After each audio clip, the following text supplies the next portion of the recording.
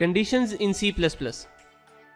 Programming सीखने का मकसद ये है कि हम अपनी रियल लाइफ प्रॉब्लम्स कंप्यूटर की मदद से सॉल्व कर सकें और हम अपनी रोज़मर्रा ज़िंदगी में बहुत से ऐसे डिसीजंस कंडीशंस की बेस पे लेते हैं।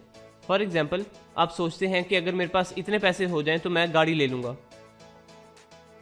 अगर मौसम अच्छा हुआ तो हम पिकनिक पे जाएंगे। अगर बारिश ना हुई तो मैं मार्केट जाऊँगा। अगर शाम को मौसम अच्छा हुआ तो हम फुटबॉल खेलेंगे। तो इन सारे डिसीजंस को हम कंडीशंस की बेस पे सॉर्ट आउट कर रहे होते हैं। तो इसी तरह क्योंकि हम प्रोग्रामिंग में रियल वर्ल्ड प्रॉब्लम सॉल्व कर रहे होते हैं, तो प्रोग्रामिंग में भी हमें कंडीशनल स्टेटमेंट्स चाहिए होती हैं। प्रोग्रामिंग में कंडीशनल स्टेटमेंट समझने से पहले हमने जो लास्ट वीक में इनपुट और आउटपुट का प्रोग्राम लिखा था, हम उसकी मजीद प्रैक्टिस करते हैं। सपोज हमने एक बिल्कुल सिंपल सा प्रोग्राम लिखना है जिसमें हम यूज़र से उसका नेम इनपुट करेंगे और उसके नेम के साथ वेलकम लगा के हम उसे स्क्रीन पे आउटपुट कर देंगे। तो उसका C++ में कोड ये होगा। सबसे पहले C++ का स्केलेटन कोड और मेन फंक्शन के अंदर सबसे पहले हम उसका नेम स्टोर करने के लिए एक स्ट्रिंग टाइप का वेरिएबल बनाएंगे और फिर cout की मदद से उसे एक सिंपल लाइन डिस्प्ले करेंगे, प्लीज़ एंटर योर नेम। और फिर cin की मदद से हम अपने नेम के वेरिएबल में यूज़र का नेम इनपुट करवा लेंगे और फाइनली हम cout की मदद से उसे डिस्प्ले करवाएंगे वेलकम। अब वेलकम चूंकि हमने सिंपल स्क्रीन पे डिस्प्ले करवाना है तो वो डबल कोट्स में आएगा और उसके बाद नेम।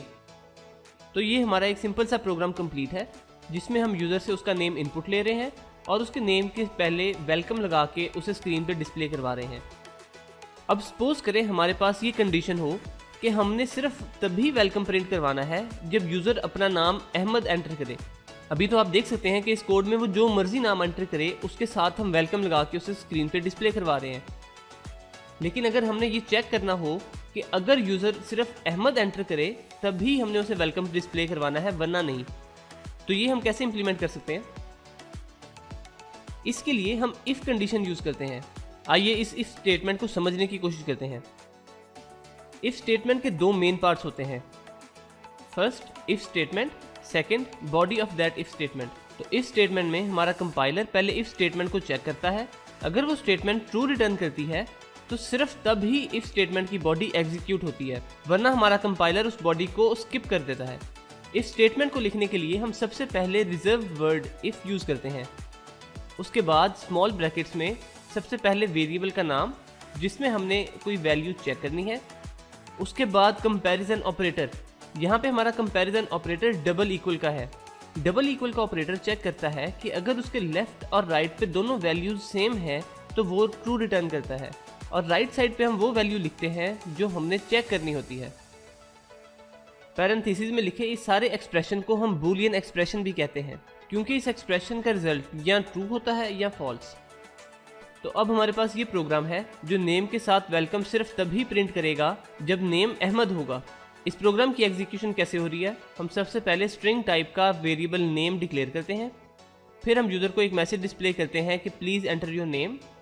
उसके बाद हम अपने नेम के वेरिएबल में यूज़र से cin की मदद से वैल्यू एंटर करवाते हैं और फिर हम इफ़ कंडीशन की मदद से चेक करते हैं कि अगर नेम में स्टोर्ड वैल्यू अहमद है तो हम उसे मैसेज डिस्प्ले करवाते हैं वेलकम। अगर वो वैल्यू फॉल्स है तो हमारा कंपाइलर इफ़ की बॉडी को स्किप कर देगा और हम यूज़र को डिस्प्ले करवा देंगे प्रोग्राम एंड्स। अब अगर हम अपनी कंडीशन थोड़ी सी चेंज करें और हम कहें कि हमने अहमद के अलावा बाकी सारे नेम्स को वेलकम करना है, सिर्फ अहमद को वेलकम नहीं करना, तो उसके लिए हमें इसमें क्या चेंज करनी पड़ेगी? हम सिर्फ हमारा कंपैरिजन ऑपरेटर चेंज करने से ये कंडीशन अचीव कर सकते हैं। तो अब डबल इक्वल की जगह हम सिर्फ नॉट इक्वल लगा के वो फंक्शनैलिटी अचीव कर सकते हैं। तो अब इस प्रोग्राम को हमारा कंपाइलर कैसे एग्जीक्यूट करेगा? हम यूज़र से उसका नेम एंटर करवाएंगे और कंपाइलर चेक करेगा कि अगर नेम में वैल्यू स्टोर्ड अहमद नहीं है तो हम वेलकम प्रिंट करवा देंगे।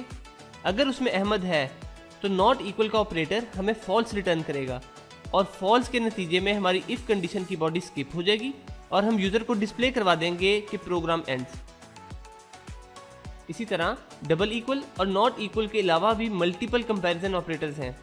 ये वो सारे कंपैरिजन ऑपरेटर्स हैं जो C++ में यूज़ होते हैं।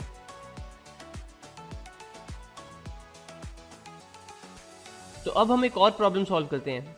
इस प्रोग्राम में हमने यूज़र से उसके सब्जेक्ट के मार्क्स इनपुट करवाने हैं। अगर मार्क्स 50 से ज़्यादा हैं हम डिस्प्ले करवा देंगे you passed and program ends. और अगर मार्क्स 50 से कम है तो हम सिर्फ ये डिस्प्ले करवा देंगे कि प्रोग्राम एंड्स। इस प्रोग्राम की एक्सपेक्टेड आउटपुट्स ऐसी होंगी। अगर यूज़र सिर्फ 36 एंटर करता है तो हम उसे डिस्प्ले करवा देंगे प्रोग्राम एंड्स।